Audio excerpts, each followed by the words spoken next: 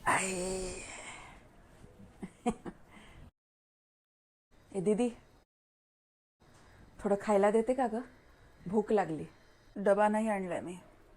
डबा न घेताच ऑफिसला चालली तू? आज माझा ऑफिसमधला शेवटचा दिवस आहे.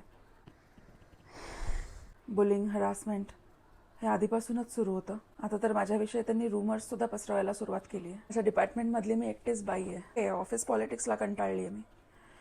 आज रिझाईन करते.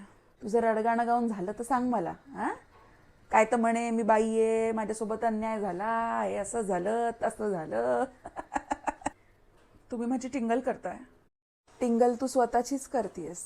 पायात चप्पल नाही, डबा आणला नाही, नवरात्रीचे उपास करतेस ना, आणि आदिशक्तीलाच विसरलीस. आपल्या संस्कृतीत आपण मानतो की जगाची निर्मिती ही स्त्री शक्तीतून झालेली आहे. आजकालच्या मुली काय म्हणतात, डिवाइन फेमिनाईन.